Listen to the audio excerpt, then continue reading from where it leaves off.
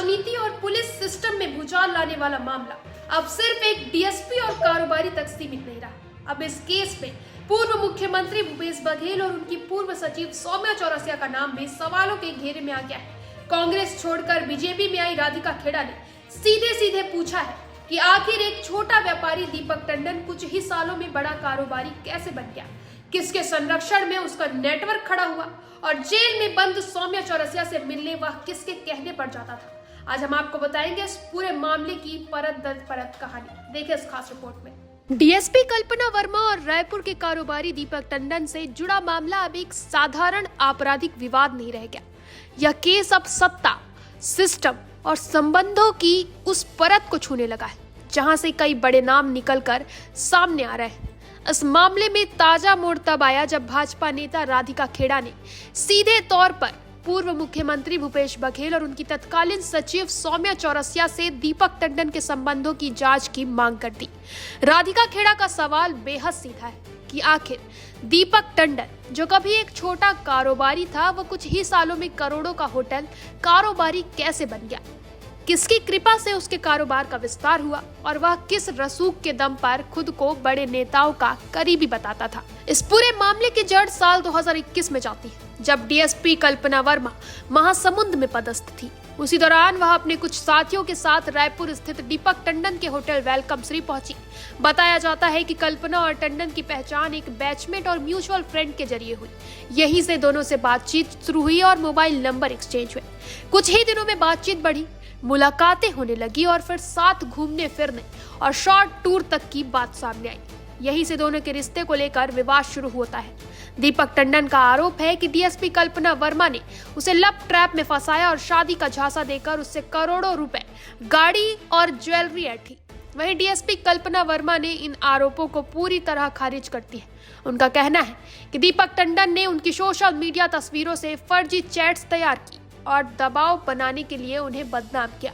कल्पना का दावा है कि टंडन उनके पिता का लगभग 42 लाख रुपए बकाया है, जिसे वसूलने के लिए वह होटल गई थी।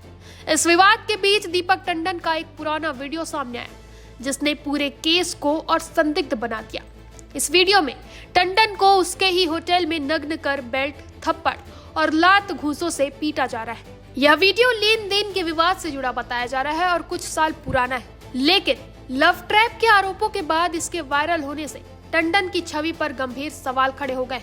इस बीच राधिका खेड़ा ने बड़ा राजनीतिक हमला बोला। उन्होंने पूछा कि दीपक टंडन जेल में बंद सौम्या चौरसिया से मिलने आखिर किसके कहने पर जाता था? क्या यह सामान्य मुलाकातें थी या इसके पीछे कोई बड़ा राजनीतिक संरक्षण? उन्होंने मांग की है कि इस पूरे नेटवर्क की निष्पक्ष जांच होनी चाहिए। दीपक टंडन के खिलाफ दर्ज पुराने मामलों ने भी इस सवाल को और मजबूत किया। साल 2018 में रायपुर में व्यापम परीक्षा से जुड़ी ठगी का केस, कोरबा में 27 लाख रुपए की धोखाधड़ी, सक्ती जिले में 15 लाख की ठगी और अब गिरफ्तारी वारंट, ये सभी मामले यह दिखाते हैं कि टंडन पर पहले से कई गंभीर आरोप है। कोरबा कोर्ट द्वारा गिरफ्तारी वारंट जारी होना इस केस में बड़ा मोड़ है। कोर्ट में पेश नहीं होने के कारण टंडन के खिलाफ सख्त रुख अपनाया गया। इसके अलावा कई पीड़ितों का दावा है कि टंडन खुद को बड़े नेताओं का करीबी बताकर ठगी करता था। राजनीतिक हलकों में चर्चा है कि यदि दीपक टंडन के संबंधों में निष्पक्ष जांच होती है तो कई बड़े नाम सामने आ सकते हैं। यही वजह है कि यह मामला अब पुलिस जांच से निकलकर राजनीतिक बहस का केंद्र बन गया है। डीजीपी अरुण देव गौतम ने स्पष्ट किया है कि लव ट्रैप के आरोपों की औपचारिक शिकायत आने पर जांच कराई जाएगी। वहीं रायपुर एसएसपी ने भी जांच की बात कही है। वहीं खमांडी थाने के तत्कालीन प्रभारी का तबादला होना भी यह दर्शाता है कि शुरुआती जांच में गंभीर लापरवाही हुई है। अब यह मामला सिर्फ टंडन बनाम डीएसपी कल्पना वर्मा नहीं है, बल्कि यह सवाल बन चुका है कि सिस्टम में बैठे लोग किसे बचा रहे थे और आखिर क्यों। डीएसपी कल्पना वर्मा और कारोबारी दीपक टंडन का मामला अब सत्ता, सिस्टम और सियासत की उस गली में पहुंच चुका है जहां हर कदम पर नए सवाल खड़े हो रहे हैं। राधिका खेड़ा के आरोपों के बाद अब निगाहें इस बात पर है कि जांच सिर्फ आरोपियों तक सीमित रहती है या फिर संरक्षण देने वालों तक भी पहुंचती है। जैसे जैसे इस केस में नए खुलासे होंगे हम आपको हर अपडेट के साथ जोड़ते रहेंगे। फिलहाल के लिए इतना ही। आगे के अपडेट्स के लिए बने रहें निशानेबाज पर।